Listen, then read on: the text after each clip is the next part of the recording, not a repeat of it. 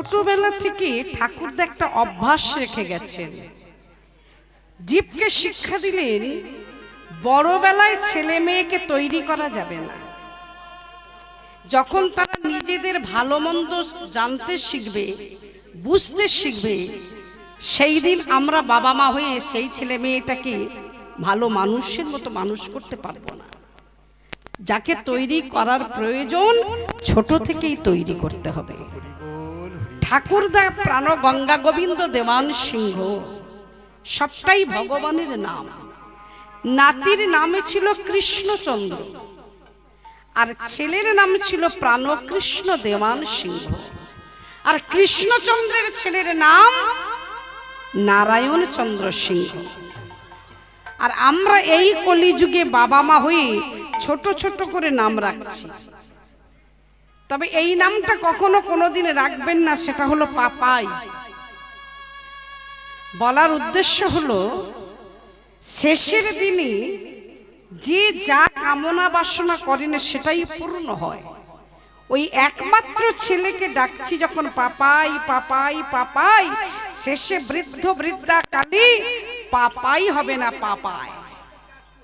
তাহলে পাপ আয় এটা না। আজকের ঠাকুরদার নাম প্রাণ গঙ্গা গোবিন্দ দেওয়ান সিংহ।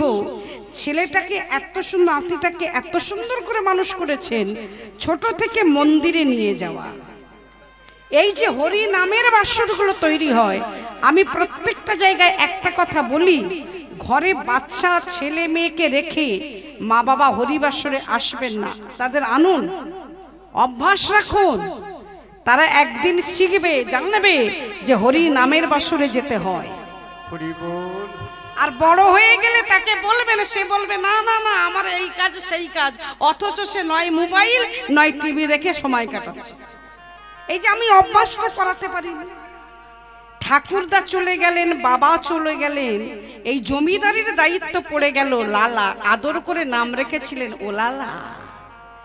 যিনি রেখে গেলেন তিনি কিন্তু জানতে পারলেন না যে এই নামটাই হয়ে গেল জগৎ বিখ্যাত।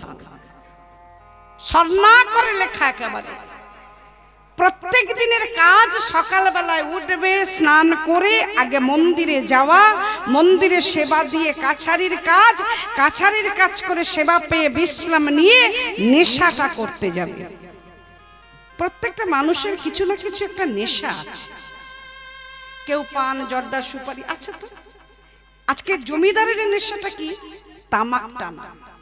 আর তামাক টানা যেখানে সেখানে নয়, এই ঘরের মধ্যে, ঘরের বাইরে না। তিনি যেতেন একেবারে নদীর ধারে। আবার যেতেন কাদেরকে নিয়ে? বাহকেরা নিয়ে যেতেন, পালকিতে বসতেন, নদীর ধারে নিয়ে যাবেন, তামাকে টান দেবেন, সন্ধ্যা হবে, বাড়ি চলে আসবেন। আজকের যখন মন্দিরে প্রবেশ করতে গেলেন, দেখলেন বাড়ির যত ঝিচাকরেরা মন্দির ঘিরে বাবা বসে আছে। স্বভাবতই রাগ হবে। আমার বাড়ির যারা চাকর, যারা আমার বাড়ির কাজ করে, তারা কাজ না করে যদি মন্দিরের আশেপাশে বসে থাকে, তাহলে জমিদারের রাগ কি হবে না? বলে উঠলেন, তোমরা আমার বাড়ির ঝিচাকর হয়ে বসে আছো, কাজ করবে কখন? যাও। যেই বলেছে যাও, তখনই বললো, ও বাবু রেগে যাবেন না, আপনার কাজ আপনি করুন, আমাদের কাজ আমরা করব। সারা জীবন যদি কাজ করব, হরিনাম আর শুনবো কবে? তাই আপনি যখন ভগবানকে সেবা দেবেন, তখন তো একটু নাম তো শুনতে পাবো, তারপরে প্রসাদ পাবো, পেয়ে যে যার কাজে চলে যাব। তাতে আপনার অসুবিধা হবে কি? একটা কথা বললেন না, মাথাটা নিচু হয়ে গেল। ঠিকই তো, এরা কবে আর হরিনাম গাইবে? সারা জীবনই তো লোকের বাড়িতে কাজ করে করে দিন কাটিয়ে দিল। পূর্বপুরুষেরা কাজ করেছে, এরা করছে, এদের বংশে যারা আছে তারাও করবে। না না না, তোমরা বসো। মন্দিরে প্রবেশ করলেন, কিন্তু কি দিতেন?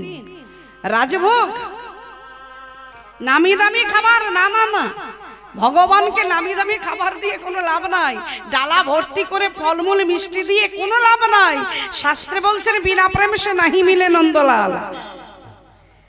দুটো বস্তু আমার ভগবানের কাছে খুব প্রিয়, সেটা হলো ভক্তের ভক্তি আর ভক্তের চোখের জল। এই দুটো বস্তু আর কিচ্ছু দিতে লাগে না। তার প্রমাণ আপনারা তো জানেন, জেনেওছেন যে এই তুলসী পত্র না থাকলে মন তুলসী দাও, চন্দন না থাকলে ভকতি চন্দন দাও, গঙ্গার জল না থাকলে দাও চোখের জল। সেই দিন লালা ওই মন্দিরে প্রবেশ করে ভগবানকে দিচ্ছেন কিছু ফলমূল মিষ্টি দিয়ে বললেন, হরি তোমাকে দেবার মতো আমার কিছু নেই। যার টাকার উপর টাকা রাখতে রাখতে পাহাড়ে জমে গেছে, যার কলিকাতা শহরে আজও বিশাল বড় বাড়ি, যার বাড়িতে হাজার হাজার লোকজন এসে খাওয়া করে চলে যায়, আজকে সে বলছে আমার কিছু নাই, কিচ্ছু নাই, যা দেখছো সবে তোমার। তুমি তো নাম নিয়েছো মঙ্গলময় হরি, তুমি নারায়ণ,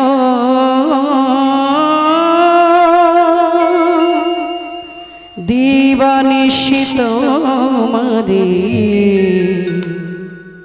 করি গো শরণ, দয়াময় করি গো শরণ, আমার মঙ্গলময় হরি, তুমি নারায়ণ,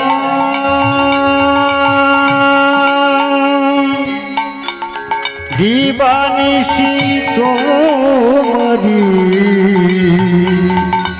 আমি করি ঘোষার। তুমি মঙ্গলময় হরি প্রভু নারায়ণ, দিবানিশি তোমারে করি গো শরণ, মঙ্গলময় হরি তুমি নারায়ণ, দিবানিশি তোমারি করি গো শরণ। নাই তো কিছুই মোর প্রেম পারাবা,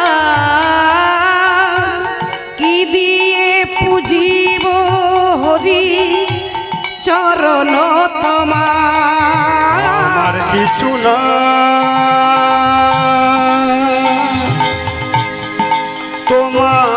তোমার শ্রীচরণে দেবার মতো কিছু নাই, নাই তো কিছুই মর প্রেম পারাবা, কি দিয়ে পুজিব হরি চরণ তোমার। শুধু কৃপাদনে দাও হরি তোমার অদুটি চরণ, তিল তুলসী আর ভগতি চন্দন। ঠাকুর তুমি দিল তুলসিয়া ভগবতী চন্দ, নাও হে দয়াময়, কি দিব তোমার, তিল তুলসিয়া ভগতি চন্দন।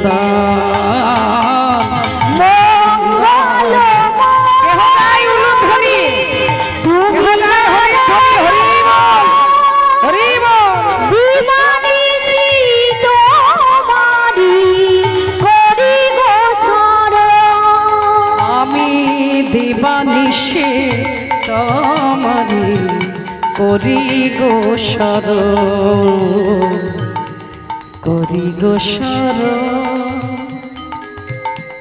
কেউ জানে না, জানে না, তুমি জানো হরি আমার মন জানে, আমি কি চাই তোমার রাতুল চরণে।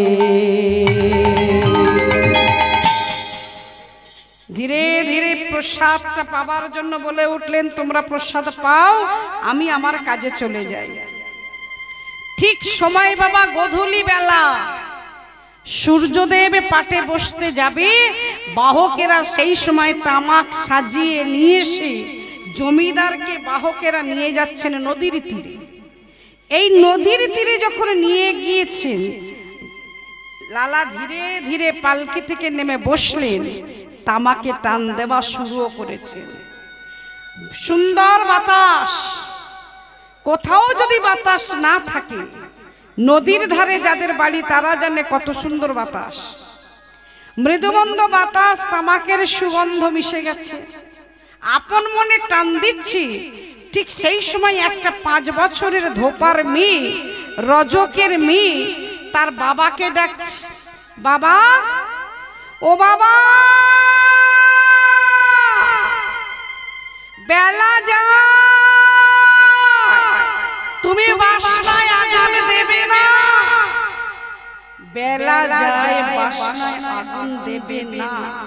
এই কথাটা বলতে বলতে একেবারে লালার সামনে তামাকে টান দেওয়াটা বন্ধ করে দিয়ে মেয়েটাকে ডাকলেন, এই মেয়ে শোন, তুই তোর বাবাকে কি বলছিস? ও বাবু, আমি আমার বাবাকেই বললাম, বাবা বেলা যায়, তুমি তোর কাকে বোঝাবো? বাসনা বলতে তুমি বুঝবে না, জমিদার মানুষের এটা বোঝার কথাও না। আমরা হলাম ধোপার মেয়ে, বাসনা বলতে কলা গাছের বাসনা, সেইগুলো শুকনো করে রাখা আছে, খার জল তৈরি করা হয়, বাবুদের বাড়ির জামা কাপড় কেচে পরিষ্কার করে পৌঁছে দেওয়াই হলো আমাদের কাজ। তাই বাবাকে বললাম, বাবা বেলা যায়, তুমি বাসনায় আগুন ধরিয়ে দাও। চলে গেল মেয়েটা। তামাকে টান দেওয়া বন্ধ করে বেশ কিছুক্ষণ চিন্তা করলেন। বেলা যায়, সূর্যদেব ডুবেও গেল, অন্ধকার হয়ে গেল, আগামীকাল আবার সূর্য উদয় হবে। একটু আগে ছিল জোয়ার, পড়ল ভাটা, তারও একবার জোয়ার আসবে, কিন্তু প্রত্যেকটা মানব জীবনে একবার ভাটার দিকে যেতে থাকলে জোয়ার আর আসে না। বৃদ্ধ বৃদ্ধা যখন হতে থাকবো, কেউ যৌবনে কিংবা যুবতীতে কিংবা যুবকে ফিরতে কেউ পারবো না। কি আমাদের জীবনটা শুধু ভাটা, জোয়ার বলে কিছু নাই। একটা দিন চলে যাওয়া মানে আমরা ভাটার দিকে এগিয়ে যাচ্ছি। তাহলে আমার মনের বাসনায় আমি আগুন ধরাবো, কামনা বাসনা মোহ লোভ লালসায় আমার দেহে পরিপূর্ণ, তাহলে আমার বাসনায় কবে আমি আগুন ধরাবো? বেলা তো আমারও চলে গেল, বয়স হয়েছে, বৃদ্ধ হয়ে পড়ছে। বাহকদের বললেন, পালকি তোল। বাহকেরা যখন পালকিতে করে নিয়ে আসলেন, সেই দিনই জমিদার রাজপ্রাসাদে প্রবেশ করতে গেলেন। নিজের শয়নকক্ষে প্রবেশ করে চমকে উঠলেন, এত বড় সাহস! একটা বাড়ির কাজের মেয়ে, যে আমার বাড়ির ঝি, সে আমার দুধের ফেনার বিছানায় এত সুন্দর পালঙ্কে ঘুমায়। কে আছিস? ওকে আমার সামনে 30 বার বেত্রাঘাত কর। মেয়েটি ঘুমাচ্ছিল, আদেশ পালন করতে গিয়ে মেয়েটাকে বাবা 30 বার বেত্রাঘাত করা হয়েছে। যতবার মেয়েটাকে প্রহার করে মেয়েটা তত হাসে।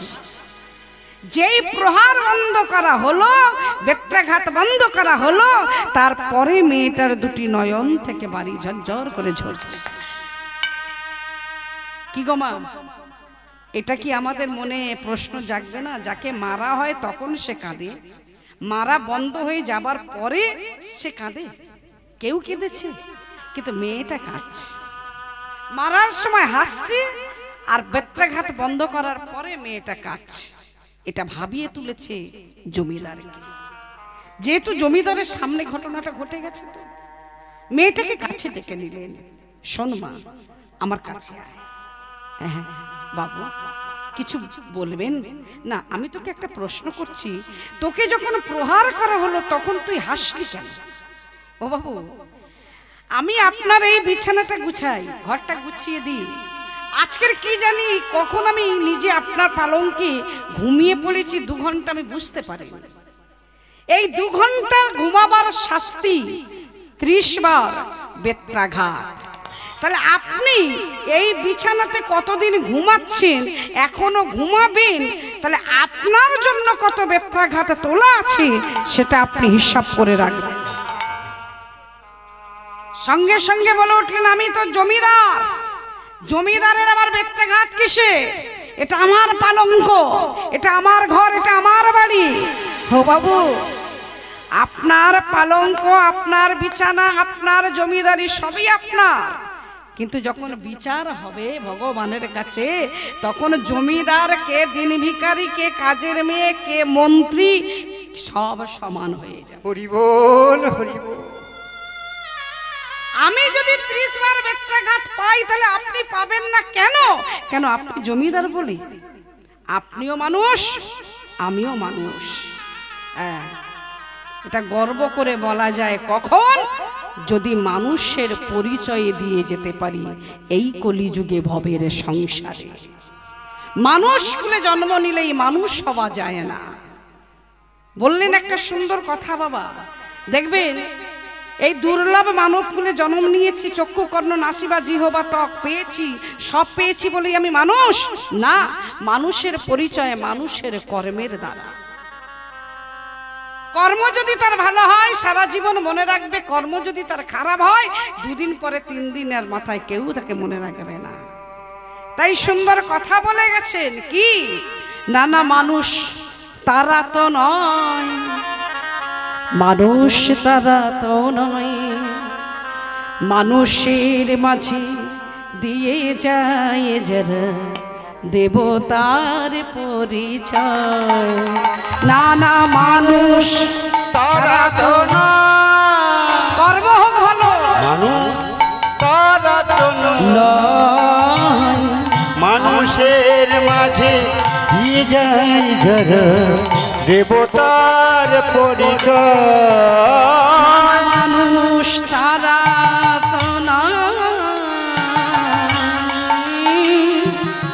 মানুষ তারা তো নয়, মানুষের মাঝে দিয়ে যায় যারা দেবতার পরিচয়। মানুষ তারা তো নয়, মানুষ তারা তো নয়, মানুষের মাঝে দিয়ে যায় যারা দেবতার পরিচয় দিয়ে যায় তারা, দেবতার পরিচয় দিয়ে যায় তারা, দেবতার পরিচয়। না না মানুষ তারা তো নয়, মানুষের মাঝে দিয়ে যায় যারা দেবতার পরিচয়, তারাই তো মানুষ হয়। তা নাহলে আমি বিপদে পড়েছি, তুমি জানো ঘোরতর আমার বিপদ, সেই বিপদে তুমি আমার কাছে এসে আমাকে না রক্ষা করে, আমার এই বিপদে না তুমি পাশে দাঁড়িয়ে আরো আমাকে বিপদে ঠেলে দিলে, এটা কি মানুষের পরিচয়? তাহলে আজকের আপনি মানুষ, আমি মানুষ, আমার যদি বেত্রাঘাত হয় তাহলে আপনার কেন হবে না? আর শেষে তুই কাঁদলি কেন? আমি এই কারণেই চোখের জলে ফেলেছি বাবু, আপনি অন্নদাতা। ভগবানের কাছে কিছু পেতে গেলে আগে নিজেকে কিছু দিতে হয়। তাই চোখের জলে আমি জানালাম, হে দয়াল দীনবন্ধু হরি, আমাদের জমিদার বাবুর যেন কোনো ক্ষতি না হয়, ওকে তুমি কৃপা করো। মেয়েটির কথা শুনে অবাক হয়ে গেলেন এই জমিদার, যে একটা কাজের মেয়ে যাকে প্রহার করা হলো, অথচ সে ভগবানের কাছে আমার ভালো মন্দ চাইছে। মেয়েটার হাত ধরেছেন, এই মেয়ে শোন, যে বিছানায় যে পালঙ্কে ঘুমিয়ে তুই পেলি বেত্রাঘাত, আজ থেকে আমি প্রতিজ্ঞা করলাম আর ঘুমাবো না,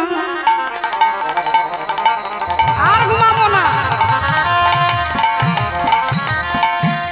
এই পালঙ্কেতে এই করিলাম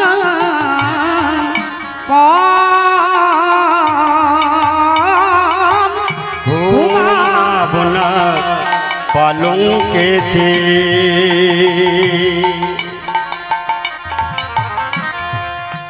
আমি এই করিলাম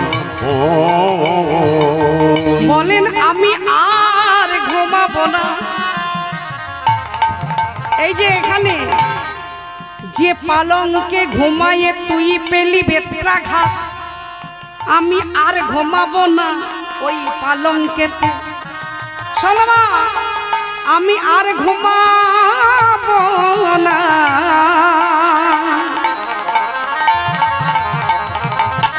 এই পালঙ্কেতে আমি এই করিলাম ঘুমাবো না পালঙ্কেতে, আমি এই করিলাম দাদা, তুমি কি ভেবেছো আমি কিছু দেখিনি? আমি তোমার স্ত্রী, সবাই জানে আমার নাম কাত্যায়নী। তুমি জমিদার, আমি জমিদারের স্ত্রী। তুমি যদি পালঙ্কে না ঘুমাও, ঘুমাবে কোথায়? একটা কাজের মেয়ের হাত ধরেছো, তোমার লজ্জা হয়নি? হাত ছাড়ো। ছেড়ে দিলে। বলো কাত্যায়নী, তুমি কি বলতে চাইছো? তুমি ঘুমাবে কোথায় আমি এটাই জানতে চাইছি। আজ থেকে আমার বিছানা হবে এই মেঝেতে। বললেন মেঝেতে তুমি থাকবে, আমি থাকবো পালঙ্কে, বাড়ির সবাই ভালো বলবে তো? একটা কাজের মেয়ে কি বললো না বললো, তুমি তার কথা শুনে এত সুন্দর বিছানাটাকে ত্যাগ করছো? তা কতদিন? একদিন, দুদিন, 3 দিন?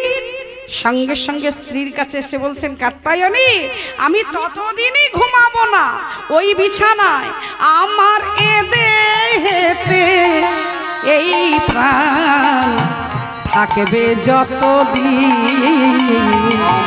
আহা, যতদিন বাঁচবো এই প্রাণ থাকবে যতদিন, আমার দেহেতে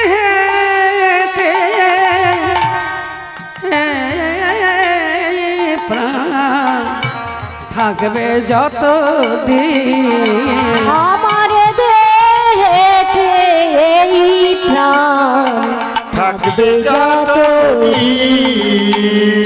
আমি আর ঘুমাবো না পালঙ্কেতে। আমি আর কত ঘুমাবো বেত্রাঘাত তোলা আছে কে জানে? পালঙ্কেতে আমি এই প্রতিজ্ঞা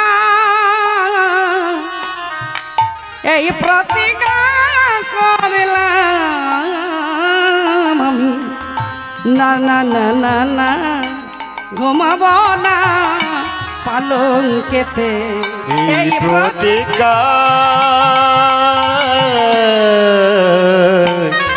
করলাম, আমি না ঘুমাবো না পালঙ্কেতে। বলেন এই প্রতিজ্ঞা করলাম, আমার এ দেহেতে প্রাণ থাকবে যতদিন। এই প্রতিজ্ঞা করলাম আমি, এ দেহেতে প্রাণ থাকবে যতদিন। আমি এই প্রতিজ্ঞা করলাম আজি। এ দেহেতে থাকবে যতদিন।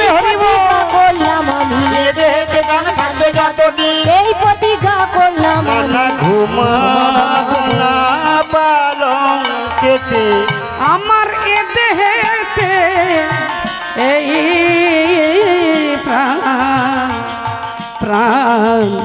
থাকবে যতদিন।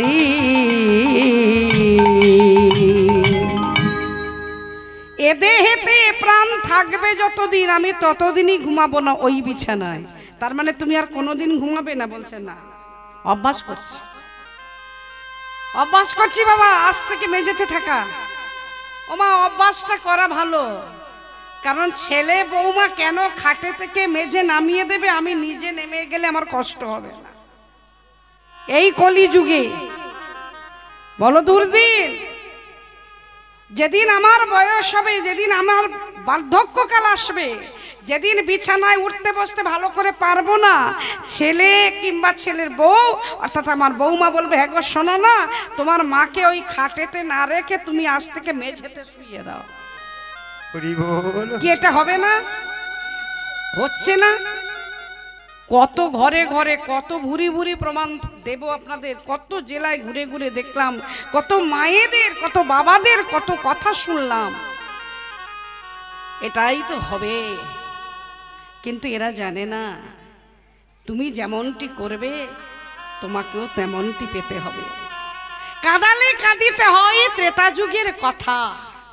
তুমি কাউকে কাঁদিয়ে তুমি ভাবছো আমি খুব মজা লুটেছি, না গো না, ওই কান্নাটা তোমারও একদিন আছে, আসবে, শুধু অপেক্ষা করো, ধৈর্য ধরো, ফল তুমিও পাবে। তাই আমার যদি মেঝেতে থাকা অভ্যাসটা থাকে তাহলে আমাকে আর নামাতে পারবে না। আর তাছাড়া দুদিন পরে তো মেঝেতেই তো আমার শেষ বিছানা হবে, এটা সকলেরই হবে। ও নারায়ণ, তোর মাকে একটু বোঝা বোঝা যে আমার মেঝেতে বিছানাটা করে দিতে হবে, এটা বুঝিয়ে বল। সেই দিন থেকে জমিদারের বিছানাই হলো মেঝেতে, আর ভালো লাগছে না। সংসার জীবনটা এমন একটা দিন আসে যেদিন কোনো কিছু ভালো লাগে না, শুধু মনে হয় কোথায় গেলে আমি শান্তি পাই। এই সংসারে বুঝতে পারলাম না আমি আজও আমার মনে সন্দেহের দানা বাঁধে, কে আমার আপন, কে আমার আপন, আমার ছেলে না আমার মেয়ে, না আমার স্বামী, না আমার এই সংসার, কে আপন? এই প্রশ্নটা নিজেকে দিয়ে একবার করবেন, বারবার করার চেষ্টা করবেন, তখন পেয়ে যাবেন মানব জীবনে আপনজন কে। সেই দিন ছেলেকে বললেন, তুই আমাকে এক কাজ কর, ওই বারান্দায় একটা বিছানা করে দে, আমি বৈষ্ণব সেবা দেব।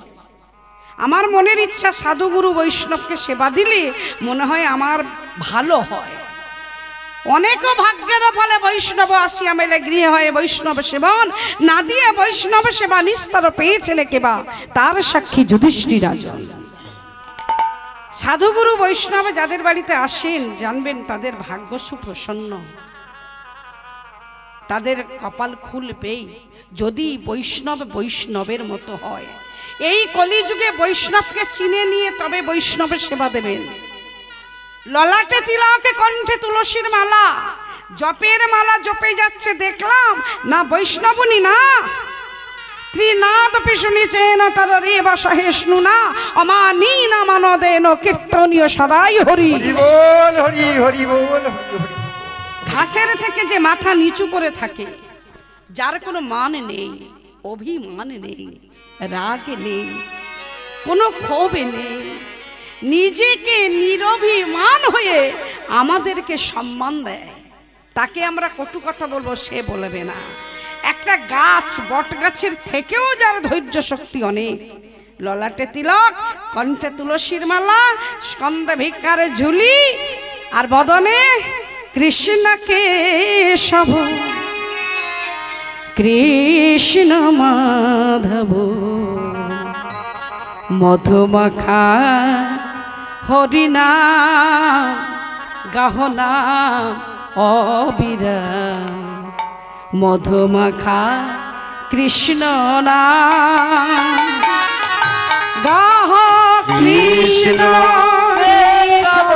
সবাই গাহ গো, এই দিন প্রত্যেক দিন আসে না। হরিনাম মধুমাখা হরিনাম,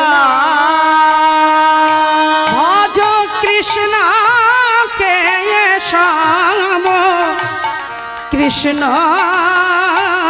মাধব মধুমাখা এই হরিনা নাম রে, মধুমাখা কৃষ্ণ নাম।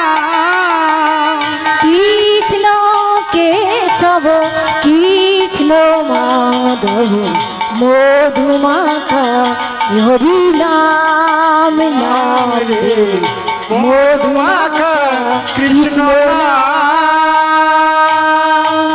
জপরি জপরে নাম জপরে রাঙা সোনাই জপরে জপরে জপরে রোশনা হরি নাম জপরে জপরে রসনাই হরি নাম জপরে জপরে রোশনা মধুমাখা এই হরিনা গাহো না না হরিনা মধুমাখা কৃষ্ণ না কৃষ্ণ কেশব কৃষ্ণ মাধব মধুমাখা হরি নামে নাম রে মধুমাখা কৃষ্ণ নাম অমন এই নাম জপ ভোল আপনারি দূরে যায় তৃষ্ণ হরির নাম পারা পারে পারে এই নাম জপ ভোলো আপনারে কেবল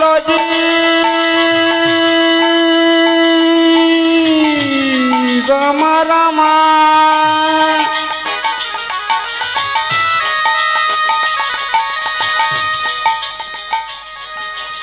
অনিত্য এই মায়ার সংসার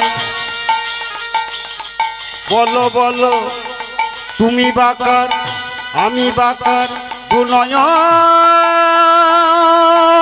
বন্ধ করে দেখো সবই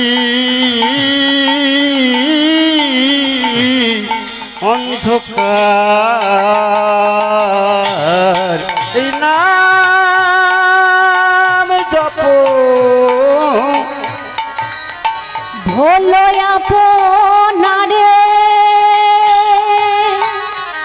দূরে যায় কৃষ্ণ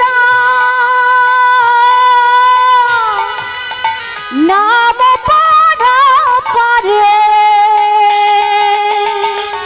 উতার অন্তর যেন কৃষ্ণ প্রেমেতে অন্তর যেন হরিব।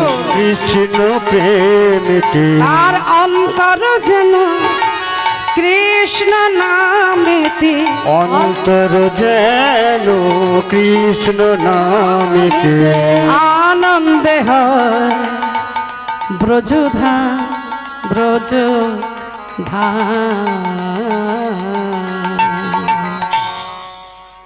সেই বৈষ্ণবকে দেখি ভক্তবৃন্দ যারা দেখেছেন দর্শন করেছেন উলুধ্বনি দিয়ে উঠলেন।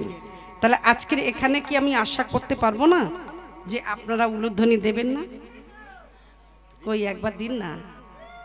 মধুমাখা কৃষ্ণ না কৃষ্ণ কেশব কৃষ্ণ মাধব মধুমাখা হরি নাম নাম গো মধুমাখা কৃষ্ণ নাম কৃষ্ণ কেশব কৃষ্ণ মাধব মধুমাখা হরি নাম নাম রে মধুমাখা কৃষ্ণ নাম হরি বল হরি বল হরি বল হরি বল হরি বল হরি বল হরি বল হরি বল হরি বল হরি বল হরি বল হরি নিতাই গৌর প্রেমানন্দ হরি বল হরি বল।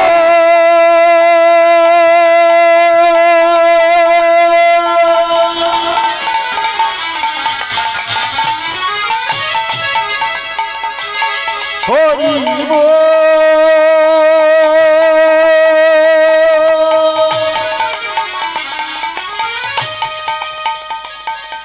হরি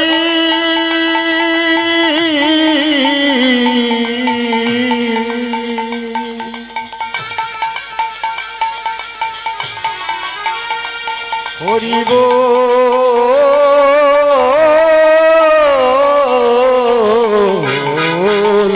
হরি বল হরি বল হরি বল হরি বল হরি বল হরি বল হরি বল হরি বল হরি বল হরি বল বল হরি বল হরি বল হরি বল হরি বল হরি বল হরি বল বল হরি বল বল হরি বল হরি বল হরি